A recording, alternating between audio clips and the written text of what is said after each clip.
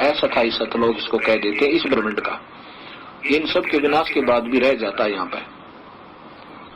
अब ये देखो, इस काल के 21 ब्रह्मांड, ये पूरा इस काल का एक 21 ब्रह्मांड में ये देखिएगा, इस काल ने 20 ब्रह्मांडों को, जो एक ब्रह्मांड आपने देखा ऐसे ऐसे ये 20 ब्रह्मांड है। ये एक ब्रह्मांड है, वो अंड पिंड या ब्रह्मांड, ये एक एक देखो, ये है उनकी स्थिति एक में। इस एक के अंदर वो ब्रह्मा विष्णु महेश केवल एक तीन लोकों के मालिक हैं, वो भी एक विभाग के, और इनके पिता के अंतर्गत, ये ब्रह्म के अंतर्गत, इस काल के अंतर्गत ये 20 ब्रह्मांड तो ये हैं, और इन 21 में ये स्वयं रहता ऊपर।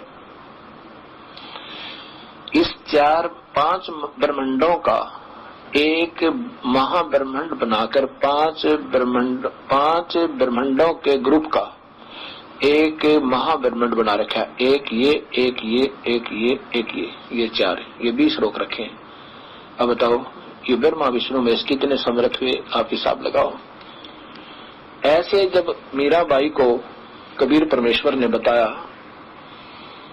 मीराबाई को, क्योंकि पुराना ज्ञान बहुत देर से सुलझता है, बहुत देर से सूतमा, बहुत देर से उतरता है। कहने लगी महाराज जी यह बात मुझे जची नहीं, आप पहले व्यक्ति मिले मुझे ये बात बताने वाले, मेरी समझ में नहीं आया। कबीर साहब कहने लगे बहन बात सुन ले बेटा, मेरी बात समझ में नहीं आती, आप भगवान श्री कृष्ण को कहते हो ना मेरे सामने आकर नाचते हैं, मुझे साक्षात दर्शन देते हैं, उनसे पूछना। ये देव हैं, ये महापुरुष हैं, ये झूठ नहीं बोलेंगे।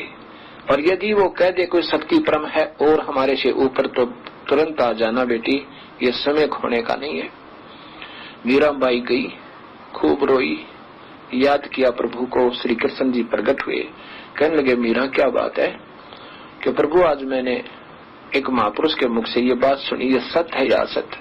क्या आपसे भी कोई ऊपर शक्ति है? ये देव झूठ नहीं बोले। कोई मंत्री को कोई पूछे, एक प्रांत के मंत्री को, स्टेट मिनिस्टर को कोई पूछे कि आप प्रधान, आपसे ऊपर भी कोई शक्ति है, वो झूठ नहीं बोलेगा। वो कहेगा हाँ मेरे से ऊपर तो मुख्यमंत्री है, और मुख्यमंत्री से ऊपर प्रधानमंत्री है, प्रधानमंत्री से ऊपर राष्ट्रपति है। वो कभी झूठ नहीं बोला करते। ये तो हम ही अनजानपने में, अपने अनजानों में ही व्याख्या गलत करते रहते हैं करना। क्योंकि ये ब्रह्मा विष्णु महेश कहते हैं तीनों देवा उस निरंजन को ध्यावे, निरंजन का वो पार नहीं पावे। ये हजारों वर्ष बैठ के थक लिए बेचारे। वो काल का ये अनुत्तम घटिया सिद्धांत है, वो किसी के सामने आता है नहीं, अपने पुत्रों से भी गुप्त रहता है। मीराबाई को यह बात समझ में आ गई। जब भगवान कह रहे हैं कि मेरे से ऊपर शक्ति है पर वो मिला नहीं, और ये कह रहे हैं हम उसको उससे भी ऊपर वाले को मिलाते हैं जो पूर्ण ब्रह्म है। वो काल है, वो अव्यक्त रहता है तो आकार में, अव्यक्त का अर्थ होता है जो वास्तव में जो का तो वहां जहां पर वो है ऐसा सामने नहीं आता, बस इसको अव्यक्त कहते। फिर हम उसको बेचून निराकार की संज्ञा दे दी। मीराबाई को धक्का लगा। अगले दिन आ गई, जो भगवान कह रहे ऊपर शक्ति है, इससे मतलब इनसे और शक्तिशाली शक्तियां हैं। आई तो कबीर साहब के पास आई, कहने लगी भगवान मुझे उपदेश दे दो, मेरा तो सारा भ्रम हट गया। कबीर साहब ने सोचा कि ये ठाकुरों की लड़की है और जात पात में जरूर उलझ रही होगी, कि ऐसा ना हो ये देख लेते हैं कहीं ये जात पात में को महत्व तो नहीं देती है, इसको जातीय अभिमान तो नहीं है या कोई आत्मज्ञान भी है। कही कि मीराबाई आप वो रविदास से नाम ले लो, रविदास जी इस लड़की को उपदेश दे दो। अब मीराबाई जब रविदास जी के पास गई, रविदास जी ने कहा मीराबाई ने कि गुरुदेव ऋषिवर मुझे, संत जी मुझे उपदेश दे दो। अब रविदास जी ने कहा कि मीरा मुझे वैसे नाम देने का आदेश नहीं है प्रभु की, गुरुदेव की तरफ से, पर अब था, लेकिन अब उन्होंने आदेश दे दिया तो मैं नाम दे दूंगा। पर एक बात सुन ले, आप हो ठाकुरों की लड़की और मैं हूँ चमार जाति का।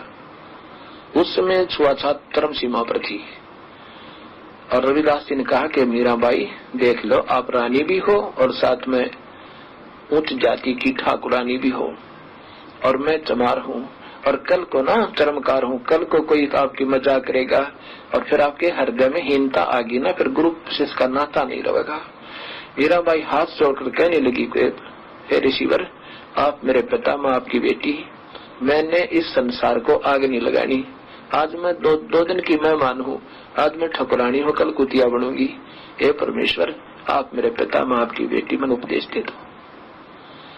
तब रविदास जी को कबीर साहब ने कहा, रविदास नाम दे दे इस लड़की को, ये तो बहुत ही योग्य है। प्रथम मंत्र रविदास जी ने दिया। और फिर उसके बाद कबीर साहब ने, कुछ दिनों के बाद मीराबाई शरीर त्याग, वहां से घर त्याग गई और